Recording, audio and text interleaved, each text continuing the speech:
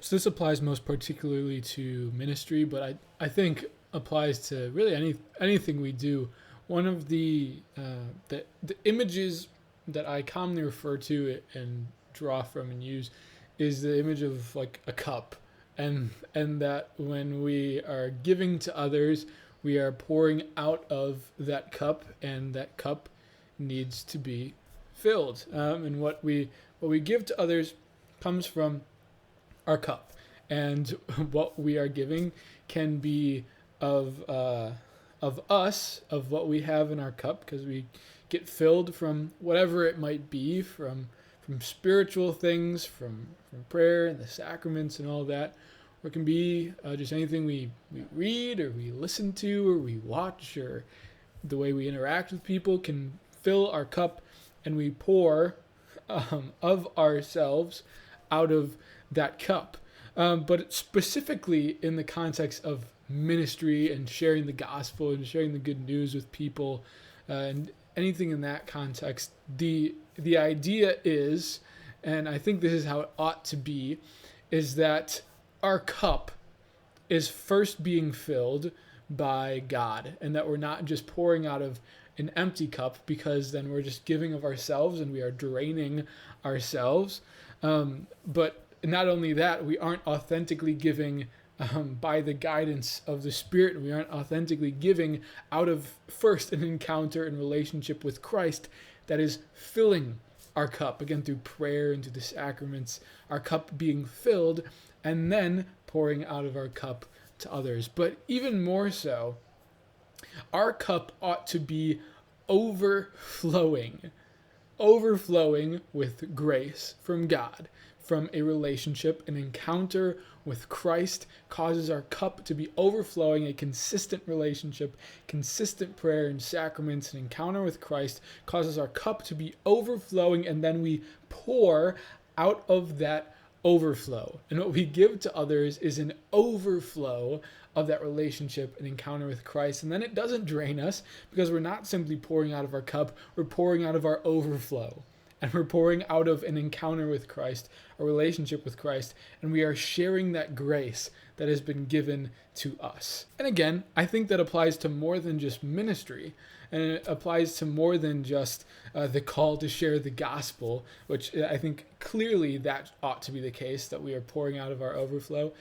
But I would say anything that we do in our life, we ought to be living in that overflow. That everything we say and do ought to be coming from a cup that is overflowing, from a consistent, regular, and authentic and real relationship and encounter with Christ every single day, where our cup is being consistently filled with spiritual things, with good things, with prayer and with the sacraments, where we are always living and acting and doing and speaking, and everything comes from the grace that is our overflow. And I would say it's easy to recognize when you're not living in that overflow and giving of your overflow, because then things become draining, and then things don't feel as fulfilling and don't feel as joyful and joy bringing to ourselves and joy giving to others, because we're just pouring of ourselves, and then we run out of energy and our cup runs dry. And I think we're able to feel that, and it's experiential and tangible when we just feel worn out and we feel like we have nothing left to give and we aren't being filled. That's definitely a moment to note and to say, I need my cup to be filled, and not just filled to the top, but filled to overflowing again, so that we can live in that overflow. How, though, do we get to that point of living in the overflow? And I think the first thing that needs to be noted is the order of things. That it is not first giving and then being filled, but it is first being filled and having roots and having the pillar of your life, and the thing that everything flows out from is an encounter with Christ and a relationship with Christ. And that comes through, again, through consistent prayer, consistent every single day, multiple times a day, encountering Christ on a daily basis through prayer, through the sacraments, receiving that grace of the sacraments, the Eucharist, having a devotion and a regular consumption of the Eucharist. But to live in that means that our lives are rooted in a regular, consistent encounter with Christ. And so the question for us today is, we are called to live in an overflow. We are called to live in that outpouring of grace that pours into us, so much so that it necessitates a response, a shared response with others, the call to share the gospel and the call to live out that grace and make manifest that grace in everything that we say or do. And it starts first with being filled and coming to Christ every single day and to receive that grace in prayer and in the sacraments. And what would your life look like if you lived in that overflow? Because, like I said, it's an understandable reality.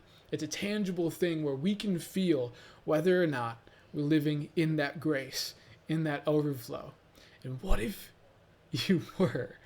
What if you were living in that overflow? What if the roots of your life, the center of your life, was a daily, consistent encounter with Christ in prayer, and everything flowed out from that? Everything. Not just, the ministry things, not just the sharing of the gospel, but every single thing you say and do. Your work, your school, your relationships, everything flows first from an encounter with Christ, an outpouring of grace that fills us up to overflowing, and everything bubbles out and spreads, and God's grace is made manifest in the overflow of grace in everything that we say and do. What would your life look like? How would you feel? How would others experience you? And how could you create an encounter with Christ for others if you lived in that overflow?